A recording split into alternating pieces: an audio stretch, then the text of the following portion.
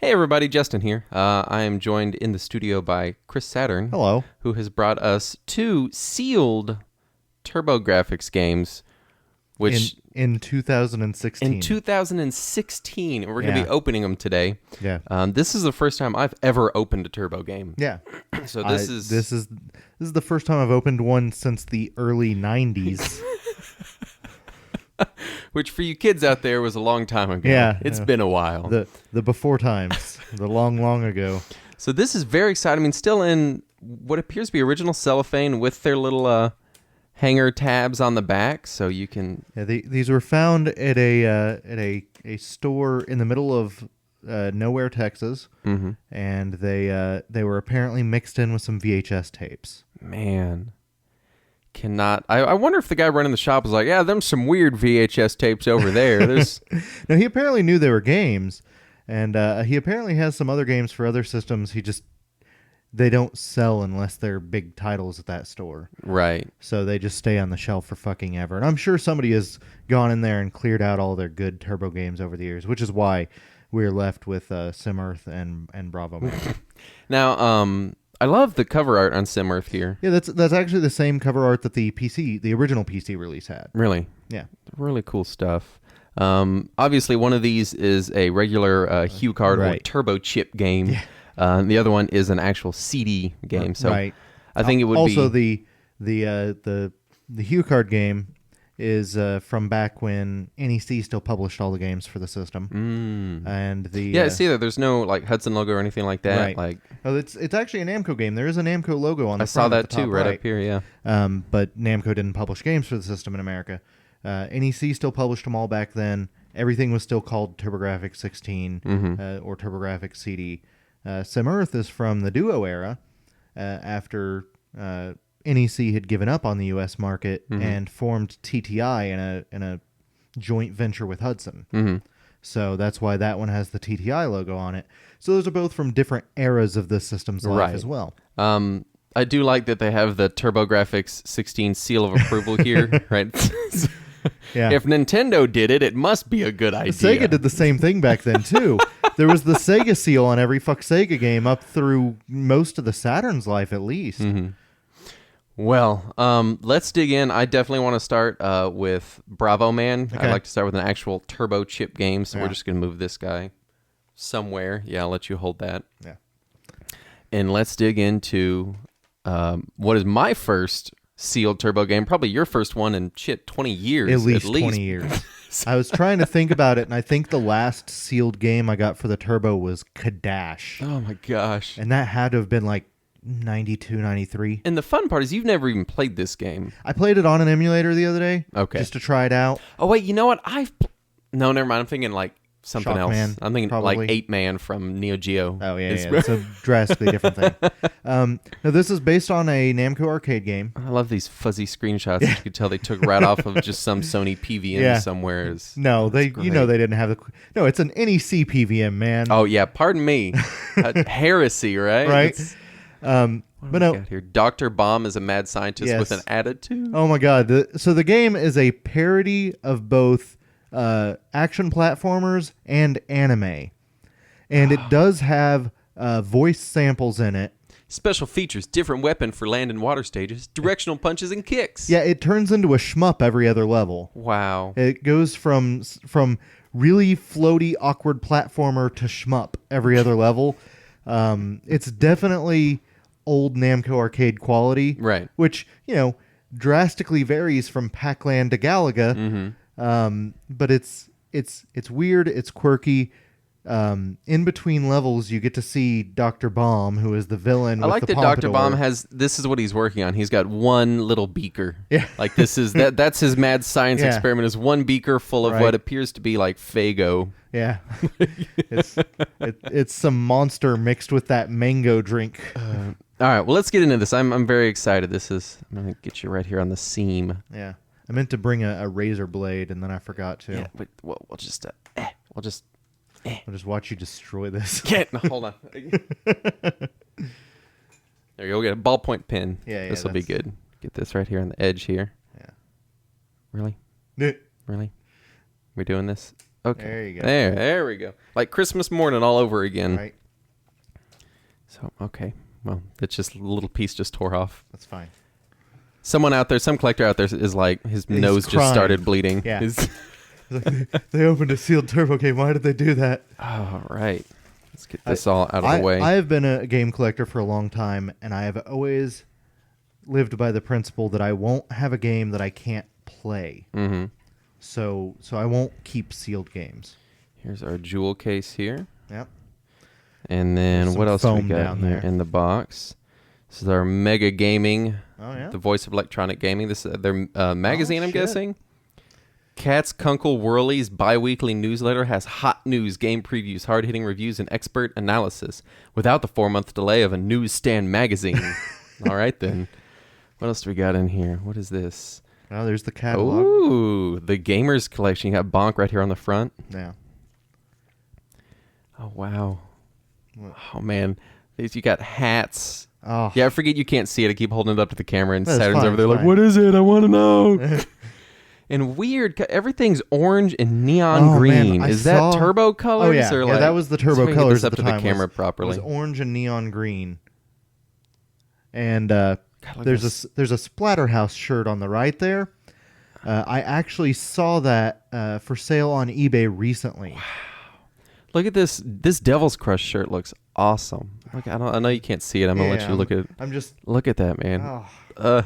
Is that a Legendary X2 shirt? That is Legendary Holy Axe 2 right there. Yeah, Legendary X2 was released by TTI. Maybe this is a TTI reprint of Bravoman. We got Bonk's Adventure, Bloody Wolf, Nice. a Turbo Wallet. Nice. You can stash your favorite Turbo games and your cash in this slim nylon sports wallet. Who would put a Turbo game in their wallet? On the back, you can actually see a Turbo CD with the arcade stick. Yeah, very nice. And a Turbo Tab. Yep. And then they've got the Turbo Express down there with TV tuner. Well, nobody owned a TurboGrafx that didn't own a Turbo Tap because it was a useless item without it, because the cords are like 3 inches long. So you need a Turbo Tap just to get that extra 6 inches of cord. Yeah. This is a list of TurboGrafx games you can purchase right now. Dragon Spirit, Legendary Axe, Nice. Discus Reading series. I don't Magical remember that. Dinosaur Tour. That's family games. Yeah, that was one of the early CD games. Coming soon, Aero Blaster, Tiger Road, Battle Royale. It came from the Desert CD, Lords of the Rising Sun, Tailspin. Okay, so yeah, that would be late NEC era. I don't think Legendary X was even, or Legendary X2 was even out yet then. Wow. Maybe they were just selling the T-shirts early. They needed to get the hype up for Legendary X2. All right, here's our jewel case here. And then there you go. There's our Hue card. There's the Hue card, and it's original. And I never really did, it always looked like these like swiveled out of the way, so you just kind of have to like slide it out. Mm-hmm. Oh, gee, I can't imagine why those broke all the time. All the time, and they're made out of the most brittle plastic in the world. I can see that. Fresh minty turbo game, never played. Perfectly clean. None of those slide marks you get from sliding it in and out of your system on the back that smear all the and the chip letters. is still white, not smoker's yellow like every other turbo game. I've actually got another game within reach, so this is my copy here, so that Vigilante. People can compare how gross they get. Actually, my Vigilante is actually in decent shape. But you can... Oh, it doesn't even have slide marks. What about your Alien Crush there? Well, it does have slide marks. It just didn't... Yeah. Alien Crush is in way worse shape. So what I'm talking about here is... No, maybe it doesn't. Maybe it has them. It's hard to see. I kind of got the light on it. You can see these weird kind of lines on the right. And then on the left, all you see is my nasty fingerprint right there on the middle of the back. But that's... Well, there we go. That's... Wait, that's... What is that? Oh, there's the groove. There's the little... grooved area that you can grab onto. It's kind of this like greasy looking spot. I thought that was one of my grody fingerprints. It's not. It's some kind of weird flaw in the plastic, I guess. But weird. Anyway, turbo chips, as they were called in America, not very exciting as far as here's the thing. Video game medium NEC goes. Really wanted them to be called turbo chips, but on their own marketing, they often called them. Well, Hue it says it on the cards. chip. Says Hue card right there. Hue card. Yeah. Nobody was surprised by that. Let's check out the manual here. Get this guy out without it. That way you can learn all about how to stop Dr. Bomb. Right. Yeah, at the beginning of every stage of the game, while it shows Dr. Bomb with his ridiculous pompadour, you get to hear a voice sample that goes, "I'm Dr. Bomb." Yeah, there we go. Black and white screenshot. By the way, Bravoman was recently rebooted as a webcomic and an animated series. Are you serious? The animated series features the voice of Rob Paulson, who was Wacko Warner in Animaniacs, as well as D. Bradley Baker, who plays Klaus in American Dad. Wow. So there is that animated series. There was also an iOS and Android game briefly that Namco Bandai put out for Bravoman for the reboot. I love these little power-up pages where it's got all your different power-ups. Yeah. Although these aren't stills from the game, they're just Drawn. little drawings. Yeah. Yeah. You've got a beverage, sushi, bowl of ramen. Well, even NES onigiri. games back then, it was pretty common to see drawn power-ups and shit like that. I guess so. What is that one? Bullet train power-up? All right. Wow. Alpha Man, the spaceman who gave Arnold the power to change into Bravo Man. Yeah, if you read the new reboot Bravo Man comic, Alpha Man's an asshole. So there's that. So that is Bravo Man. Very fun. I am excited to own a copy of Bravo Man now. There you go. I knew next to nothing Piece about of it. foam down on the bottom there. We're not going to dig out, Right. but I knew next to nothing about it until I was told that it was coming, and by my buddy who bought it said Bizarre Shop. mm-hmm. And then I researched a lot about it. Is and your after- buddy a time traveler? Because I kind of feel like he might be. No, he's he asked that I not share his name. Really? It's Matt. Because I'm an asshole. All right, there's your Bravo Man. We're going to move on to SimEarth. So for people that don't know, the TurboGrafx and PC Engine, as it was known in Japan, they did get a CD add-on. It was the first console with a CD add-on, I believe. First console with the CD add-on. 1989? In fact, the PC Engine CD came before widespread use of CD-ROM technology in computers. So it was pretty uncommon to see a CD-ROM anywhere. Mm-hmm. A lot of people didn't even have CD players Yeah. when the CD-ROM came out for the Turbo and the PC Engine. So Now, you did get some Gugon under the cellophane on this one, so we're hoping we didn't get on the manual anything. I doubt because that. there was probably Grody's sticker I on really, it, yeah, there was something covering the, like, 80% of the front. It was just something sticky and gross. Gross. And I couldn't handle it anymore. It kept getting stuck to Bravo Man. That way you wouldn't lose it. You know, you just stick them together. You just stick them together. And so I got some Gugon, but there were some holes in the cellophane, and it got right underneath it. And so you can see all the Gugon up in there, holding the cellophane to the plastic. At least it'll be easy to open. So we're gonna dig in here to sim. Well, I thought it would be. All right. There's another hole on the side that you can grab. I got it. All right. It's been a long time since I've opened a jewel case. I actually just recently bought a CD soundtrack of Bravely Second from Square Enix. Oh, and nice. it came in a dual jewel case like that. So this is dual. So in the back you have nothing. Nothing. What is so you could just store your extra, they might be giant CD back here for whenever you when you're on the go. And here we go. We've got the game itself. Yep. Oh, that's an awful noise.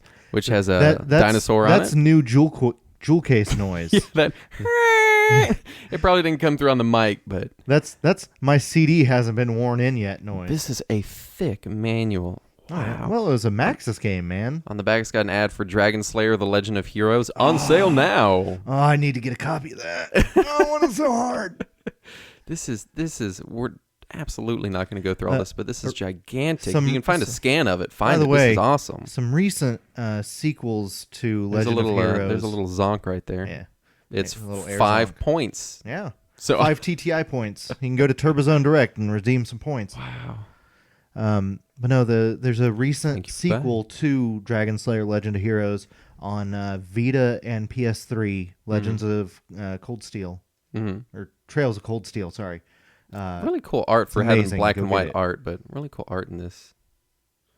I wonder how much of the art was just taken from the Maxis PC manual. Who knows?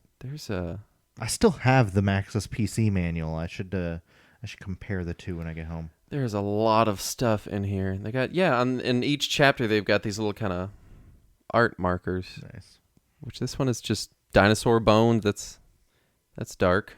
Now Hudson did this conversion for the Duo, which apparently has a lot of CD quality audio and a lot of CD voiceover. The The Super NES version was converted by, I want to say, Imagineer, who did a lot of Japanese Maxis conversions after this, and they're generally not good. They did the Super NES conversion of SimCity 2000. Lots of flow charts in the back. Oh yeah. Wow. So not as fun. Didn't come with the turbo gear No. thing, but But TTI started using the Japanese Super C ROM logo on the CD-ROM games instead of just TurboGrafx CD like NEC had been doing. Right. Wow. Well, that's it. That's SimEarth. That's Bravoman. Very, very fun. Probably not the funnest games to find sealed. No. Man, could you imagine if it was like fucking Magical Chase? Oh my gosh. Or Air Zonk. Wow. Or New Adventure Island. Really anything else on either system would have been nice. But it was very fun to open. I do love the Duo logo, this like weird kind of the very early 90s Duo logo. This goofy stuff. Yeah. Goofy stuff. Anyway, thank you for watching. Thank you for watching the thing that we're doing. Yeah. We do run a podcast called Retro Warriors. You can find all of our stuff at retrowarriors.net. That's true. A podcast which we are about to record right now. So thank you for watching, and we'll see you soon.